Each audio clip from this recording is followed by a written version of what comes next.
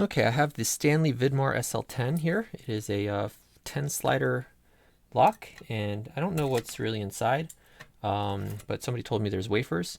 So there are 5 on each side, and I noticed that when picking this, it's a little tricky in that it's in a Swiss style cylinder, so I'm not going to be able to gut it, unfortunately, which is why I don't know really what's inside. So I put a little marking on here so that you can differentiate between just the inside turning and the whole outside turning. But when I turn it about 30 degrees, the left side sliders, they move a little bit because they're not sprung and the gravity just kind of pulls them down, and I had to repick them. So that'll probably happen again now. But it turns 90 degrees and then it stops, and it's not key retaining either, so you can take it out over there. Anyways, let's go ahead and try to pick this. I have anytime you see a white handle pick in my videos, that's just a homemade pick in a 3D printed handle. This one, I think I made this to pick the what was it, the DP 4400, the Grant Plus. So it's good for grabbing those little slider nubs, and it has a little fork in the end, so I can grab onto the little slider nubs and move them up and down, and it's thin enough to fit in between the left and the right side. So I'm going to start on the right side here. Actually, I think I noticed when I picked it before that it starts binding in the back, so I'll go all the way to the back and start there. I can find it. Alright, so what I'm looking for, I'm on the last one. It doesn't move at all, okay? So I get a little click, and now it moves. So that tells me I've moved out of a false gate or wherever it was in, and into either a true gate or into an area that it's not binding. I really don't know what's going on in here. The one behind it's also binding, so I'll go ahead and get a click out of it. Same deal, it's now moving freely. The one in front of it. Come on, sometimes it's hard to get on. Got it moving now. Binding hard, moving. And the front one, binding hard. Binding really hard. I can't move it. Alright, I got it moving. And it's loose. So I think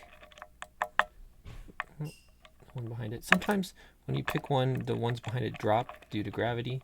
So I think the right side is mostly picked or done. Left side, one is not binding. Go to number 2. Oof. Not binding there. I think that was 3 though. 1, 2, not binding. I probably have to go to the back, don't I?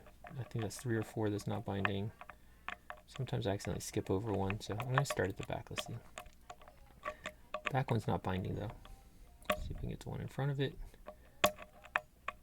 Not binding. So maybe I don't have the right side picked yet, because none of these ones on the left side feel like they're binding. Yeah, nothing on the left feels like it's binding. Probably when I set one of the ones further in the front, one of the ones further back dropped. 2 feels like it's binding. I got a little bit of plug rotation on that. Maybe you can see when I lifted 2 a little bit further. 3 is loose. Having a hard time getting on 4. It feels loose there. I think that's 4 or 5. You'll see, a lot of times I don't know which slider I'm on, but I'm just feeling for its state, if it's loose or if it's moving. So that one, oh, oops. It feels like it's moving a little, and that should be indicator enough that it's set, I think. I don't think it needs to move a lot. Some of these move a lot. Either they're mastered or I don't understand. I'm not a wafer picker most of the time, so. Alright, I'm checking the left side again. 1, 2. Okay, I have a binder on the left side, but now it's moving. The back one feels like it's binding. Now that's moving. In front of it's moving. In front of that, moving. And 1. I think I only counted 4 there, so 2, 3, 4. There's got to be one more, that means. I think. that one? 5. Okay, the 5th one was really binding, and you see, I only turned that far. And I think some of the stuff on the left side has fallen, so I got to go and try to pick it again. 2-0. 3's binding. Okay, 3's now good. 4 was binding a little, is moved. 5 is binding again.